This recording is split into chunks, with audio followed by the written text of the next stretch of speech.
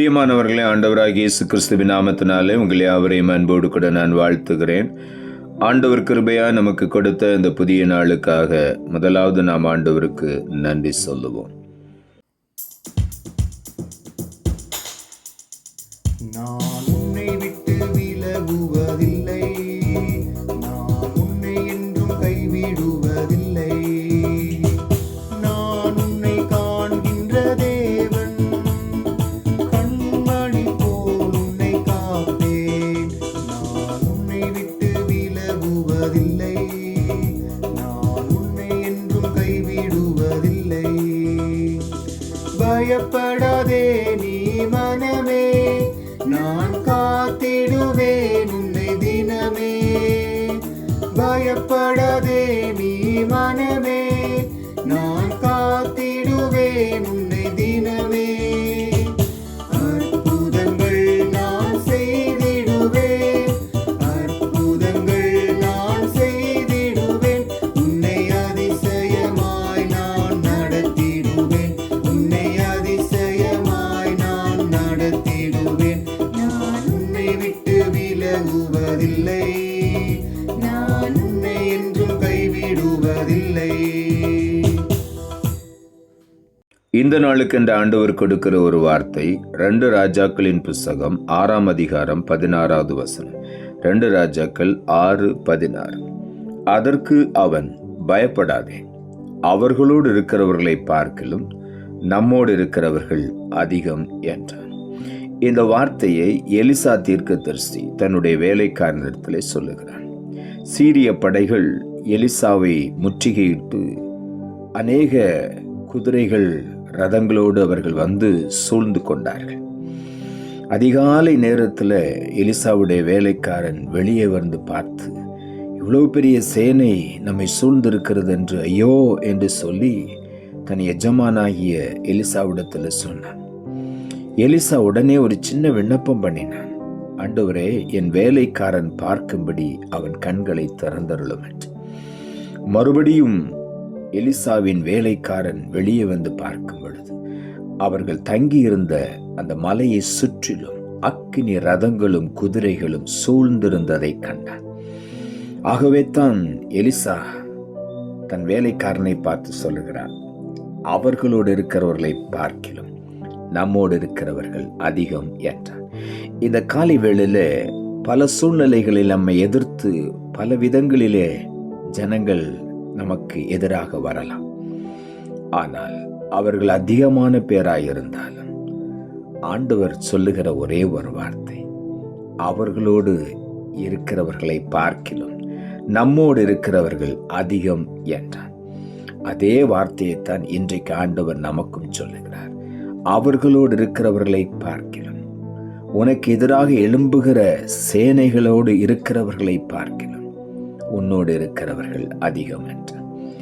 நம்மோடு இருக்கிற தேவ சேனை எப்பொழுது நம்மை சூழ்ந்திருக்கிறது. வேதம் சொல்லுகிறது, கர்த்தர் தமக்கு பயந்தவர்களை சூழ பாளையம் இறங்கி எல்லா இக்கட்டுகளுக்கும் விலக்கி பாதுகாக்கிறார். இந்த காலை வேளையில கர்த்தருக்கு பயப்படுகிற, ஆண்டவருக்கு உண்மையாய் இருக்கிற பிள்ளைகளை சூழ்ந்து ஒரு பெரிய சேனை எப்பொழுதும் ஆயத்தமாய் இருக்கிறது, பாதுகாப்பாய் இருக்கிறது. ஆகவே அவர்களோடு இருக்கிறவர்களை பார்க்கலும் நம்மோடு இருக்கிறவர்கள் அதிகம். இந்த காலை வேளையில நான் உற்சாகமாய் காணப்படுவோம். கர்த்தருடைய சேனை எப்பொழுதும் நமக்கு ஆயத்தமாயிருக்கு. 2 நாளாகமும் 32ஆம் அதிகாரம் 8ஆம் வசனம் சொல்லுகிறது, அவர்களோடு இருக்கிறது மாம்சபுயம், நமக்கு துணை நின்று நம்முடைய யுத்தங்களை நடத்த நம்மோடு இருக்கிறவர் நம்முடைய தேவனாகிய கர்த்தர்தானே என்று சொல்லி அவர்களை தேற்றினான். யூதாவின் ராஜாவாகிய எசேக்கியா சொன்ன இந்த வார்த்தைகளின் மேல் ஜனங்கள் நம்பிக்கை வைத்தார்கள். அவர் நமக்கு துணை நின்று யுத்தங்களை நடத்துவார். ஆகவே தான் வேதம் சொல்லுகிறது, நீங்கள் சும்மா இருப்பீர்கள், சேனைகளின் தேவனாகிய கர்த்தர் உங்களுக்காக யுத்தம் பண்ணுவார். இந்த காலை வேளையில நமக்காக ஒரு சேனை இருக்கிறது. நமக்காக நம்மை சுற்றிலும் ஆண்டவர் ஒரு சேனையை ஏற்படுத்தி வைத்திருக்கிறார். அவர்கள் நமக்காக யுத்தம் பண்ணுவார்கள். நாம் சும்மா இருப்போம், நாம் ஜெயத்தை பெற்றுக்கொள்வோம். சங்கீதம் 46 அதிகாரம் 7 சொல்லுகிறது, சேனைகளின் கர்த்தர் நம்மோடு இருக்கிறார், யாக்கோபின் தேவன் நமக்கு உயர்ந்த அடைக்கலமானவர். காலை வேளையில சேனைகளின் தேவனாகிய கர்த்தர் நம்மோடு கூட இருக்கிறார். ஆகவே நாம் எதை குறித்தும் பயப்பட வேண்டாம். சூழ்நிலையை பார்த்து பயப்பட வேண்டாம். எதிரிகளை பார்த்து பயப்பட வேண்டாம். கர்த்தர் நமக்கு துணை நின்று யுத்தம் பண்ணுகிற தேவனாயிருக்கிறார். அவர் நம்மோடு இருக்கிறார். யாக்கோபின் தேவன் நமக்கு உயர்ந்த அடைக்கலமாய் நம்மோடு கூட இருக்கிறார். ஒன்றும் நம்மை சேதப்படுத்த முடியாது. ஒருவரும் நம்மை மேற்கொள்ளவே முடியாது. ஆண்டவர் அவர்கள் நம்மை மேற்கொள்ள விட மாட்டார். இந்த காலை வேளையில உங்களுக்கு எதிராக எழும்புகிற ஜனங்களை பார்த்து நீங்கள் பயப்பட வேண்டாம். இந்த காலை வேளையில் அப்படிப்பட்ட பயத்தோடு நீங்கள் இருப்பீர்களானால் இந்த காலை வேளையில சொல்லுங்கள், கர்த்தாவே நீர் என்னோடு கூட இருக்கிறீர் என்று சொல்லுவோம். கர்த்தர் நிச்சயமாக நமக்காக யுத்தம் பண்ணுவார். சங்கீதங்களின் புஸ்தகம் 16 அதிகாரம் 8 சொல்லுகிறது, கர்த்தரை எப்பொழுதும் எனக்கு முன்பாக வைத்திருக்கிறேன், அவர் என் வலது பாரிசத்தில் இருக்கிறபடியால் நான் அசைக்கப்படுவது இல்லை. இந்த காலை வேளையிலே நாமும் தாவீதை போல சொல்லுவோம், கர்த்தரை எப்பொழுதும் எனக்கு முன்பாக நான் வைத்திருக்கிறேன். முதலாவது நான் தேவனுக்கு இடம் கொடுக்கிறேன். முதலாவது தேவனுடைய ராஜ்யத்தை அவரின் நீதியும் தேடப் போகிறேன். கர்த்தரை எப்பொழுதும் எனக்கு முன்பாக முதலாவதாக அவரை நான் வைத்திருக்கிறேன். ஆகவே நான் ஒரு நாளும் அசைக்கப்படுவதில்லை. அவர் என்னுடைய வலது பாரிசத்திலே வீற்றிருக்கிறார். நான் அசைக்கப்பட மாட்டேன் என்று இந்த காலை வேளையில் ஒவ்வொரு உற்சாகமாய் சொல்லுவோம். 1 நாளாகமம் 4 அதிகாரம் 10 சொல்லுகிறது, யாபேஸ் இஸ்ரவேலின் தேவனை நோக்கி, தேவரீர் என்னை ஆசீர்வதித்து என் எல்லையை பெரிதாக்கி உமது கரம் என்னோடு இருந்து தீங்கு என்னை துக்கப்படுத்தாதபடி அதற்கு என்னை விலக்கி காத்துக்கொள்ளும் என்று வேண்டிக் கொண்டார். அவன் வேண்டிக் கொண்டதை தேவன் அருளினார் என்று எழுதப்பட்டிருக்கிறார். யாபேஸ் தன் தாய், யாபேசுடைய தாய் அவனை துக்கத்திலே பெற்றேன் என்று சொல்லி துக்கத்தின் மகன் என்று யாபேஸ் என்று பெயரிட்டார்கள். ஆனால் இஸ்ரவேலின் தேவனாகிய கர்த்தர் அவனுக்கு துணை நின்றார். காரணம், அவன் சூழ்நிலையை பார்க்கவில்லை. என்னுடைய பெயர் இப்படி இருக்கிறது, எனக்கு எதிராக எல்லாரும் எழும்பி இருக்கிறார்கள் என்று அவன் அதை குறித்து யோசிக்கவே இல்லை. இஸ்ரவேலின் தேவனை நோக்கி பார்த்தான். தேவரீர் என்னை ஆசீர்வதியும், என் எல்லையை பெரிதாக்கும், உமது கரம் என்னோடு கூட இருக்கட்டும், தீங்கு என்னை துக்கப்படுத்தாதபடி அதற்கு என்னை விலக்கி காத்துக்கொள்ளும் என்று அவன் வேண்டிக் கொண்டான். கர்த்தர் அவன் வேண்டிக் கொண்டதை அவனுக்கு அருளி செய்தார். இந்த காலை வேளையிலும் நீங்களும் நானும் ஆண்டவரை பார்த்து என்னென்ன வேண்டிக் கொள்ளுகிறோமோ நம்முடைய வேண்டுதல்களை இன்றைக்கு ஆண்டவர் நிறைவேற்றுவார். நமக்கு எதிராக எழும்புகிற ஆயுதங்களை ஆண்டவர் வாய்க்காமல் போக பண்ணுவார்.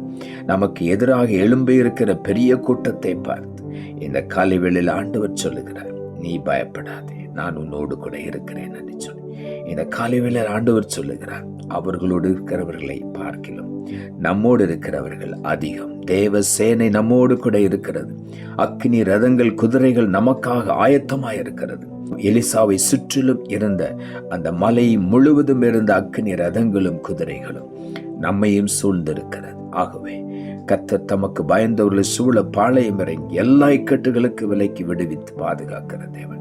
ஆகவே நாம் எதை குறித்தும் கவலைப்பட வேண்டாம், பயப்பட வேண்டாம். நாம் தைரியமாய் முன்னேறி செல்வோம். கர்த்தர் நம்மோடு கூட இருக்கிறார். நாம் ஜெபிப்போம்.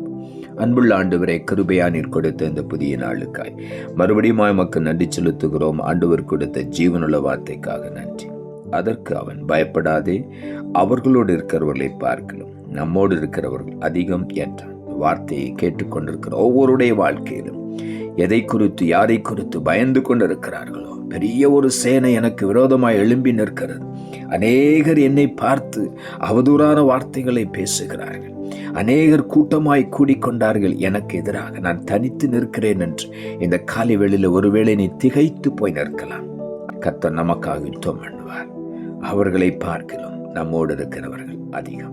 ஆகவே இந்த காலை வேளையில் ஆண்டவரே, ஒவ்வொருவரோடு நீர் இருக்கிறபடினால் உமக்கு நன்றி. இன்றைக்கு ஒவ்வொருவரும் அந்த ஜெயத்தை பெற்றுக்கொண்டு உமக்கு சாட்சியாய் எழும்பி பிரகாசிக்க போகிறபடினால் உமக்கு நன்றி தாழ்த்துகிறோம். இரட்சகர் இயேசுவின் நாமத்தில் ஜெபிக்கிறோம் நல்ல பிதாவே, ஆமென்.